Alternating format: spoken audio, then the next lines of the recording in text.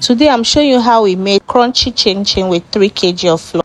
So my auntie came visiting and she said, I want to show you how we used to make chin chin in those days, not what you are doing now. I say, okay auntie, I'm open to learning. I bought pre-sieved flour, but she insisted that we still sieve it. Oh, that's why you see me sieving it like this. So we sieved the 3 kg of flour again. We used 500 grams of sugar here, but we're adding it bit by bit. So before I could even turn my eye, she has added nutmeg, 1 tablespoon of nutmeg. The next item we added here was butter, 500 grams of butter. In her words, not too much butter, because too much butter will make it too soft, and when you're frying it will now be going inside the oil. And also not so small butter. More butter will make it too strong. Now when you are done frying, you need hammer to break it.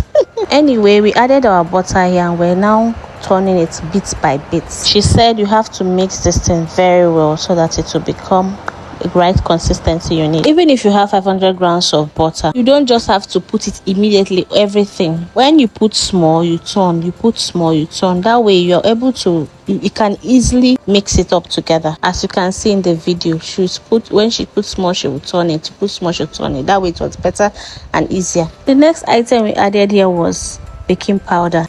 The baking powder, see the way I was measuring it. She did not like the way I was measuring it, but anyway, it's 2 tablespoons of baking powder. The first one we got finished, so we had to get another one.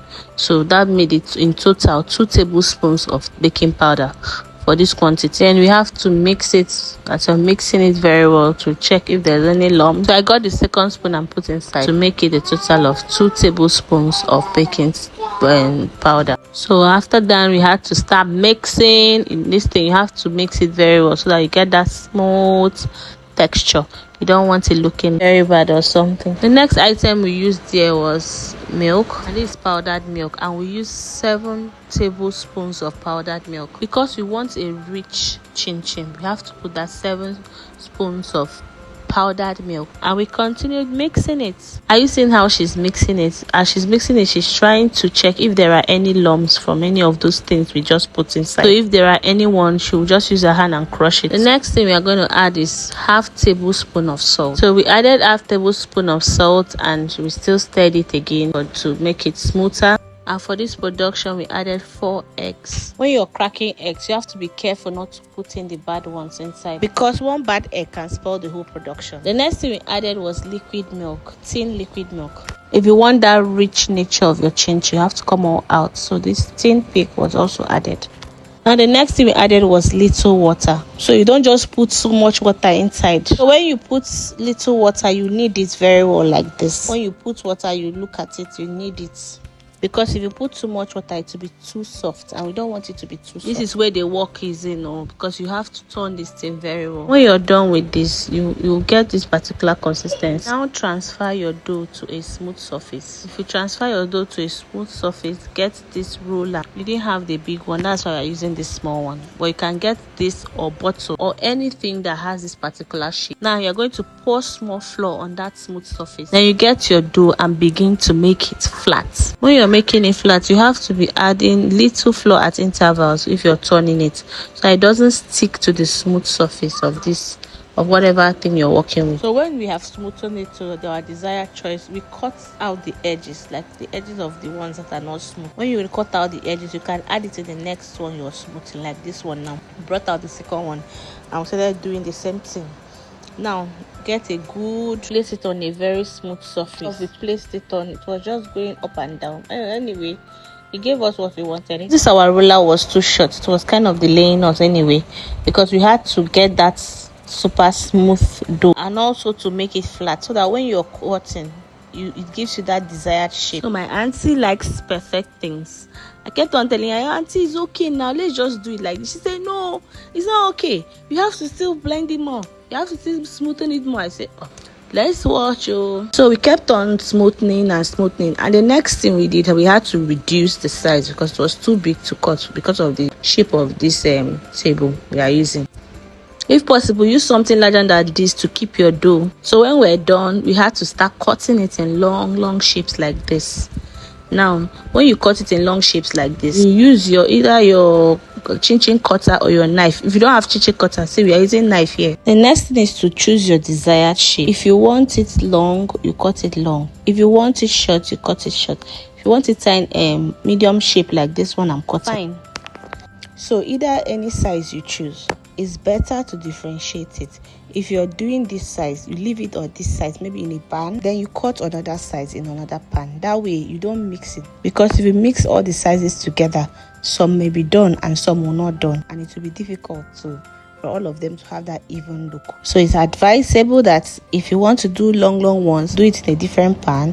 Short ones, do it in a different pan. Medium one, do it in a different pan. Then fry them differently. Now the next tip is that before you start cutting this thing, rub little flour on the surface so that it doesn't stick while cutting. You can see how free it is as I'm removing it. You also pour small flour on the pan that you want to put it in when you're done cutting, so that when you're removing it, it doesn't stick to each other. Look at our own sizes. If you're cutting it and you notice that maybe at the end the stuff was remaining small, you can still put it back in the dough and recut it to the desired shape, so you don't mix big and small inside. So we want that perfect shape that we desire.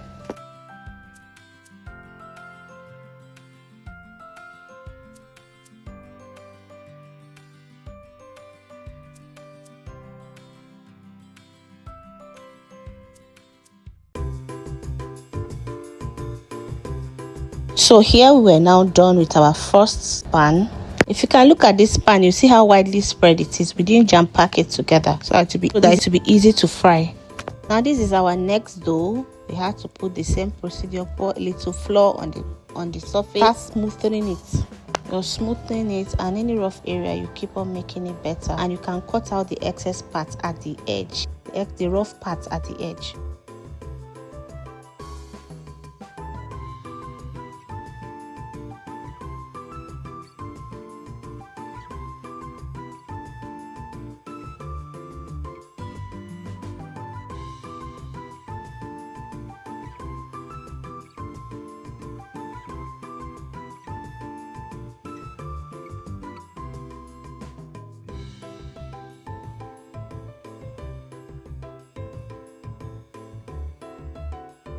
As I told you, if you have a chin cutter, it will be very fine here. But since we didn't have, we are using knife. So you just do that straight line and cut it like this. Don't forget to add little flour on the base before you start cutting. If not, it will just stick together when you're done cutting, and it will be difficult to remove. So here we're done cutting everything, and it was now time for us to fry. We spread them into 4 different pans so that it will be easy to fry, and so that it will not stick to each other.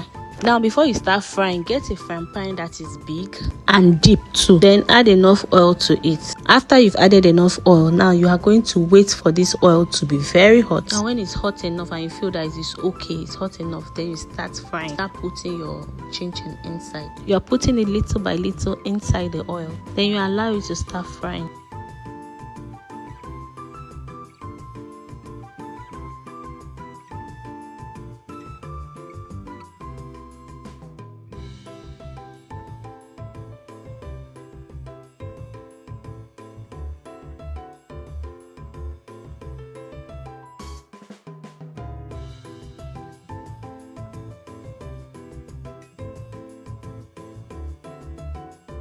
Good to be observant. Along the way as we're frying here, we noticed the light was not enough for it.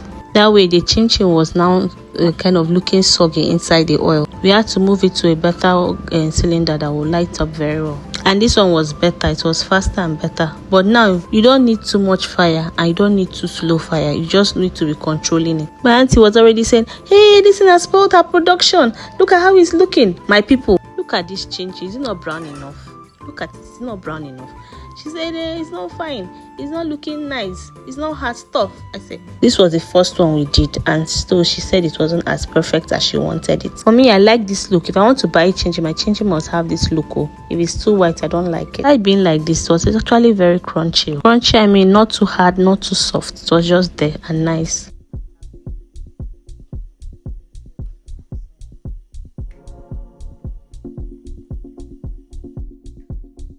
and we headed over to fry our next batch of it. As you can see, I'm putting it in different batches, and the light here was enough and sufficient. We didn't have to start worrying about it getting too low or too much.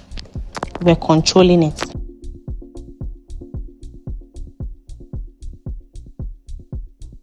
You have to watch it closely, turn it at various intervals because you don't want it to be burnt. So when it was now like this, we had to bring it out. And she said, now they have come. This one is better. It's nice. It's nicer. So my beautiful people, I want to ask, this one and the one we fried before, is it not the same thing? Is it not the same? She said it's not the same. This one is better than the other one. I said, okay, let's look at it. Just told her that for me it's the same. So we were now done with all the frying. Look at how beautiful it is. Look at it. We allowed it to get cold. Then we started adding it into our desired containers. Note, if you want this to stay longer, tie it in an airtight container. It still remains crunchy. Yeah, we added it into 5 small Ziploc bags, 1 big one, and 4 containers. So, thank you for watching. And don't forget to hit the subscribe buttons for more.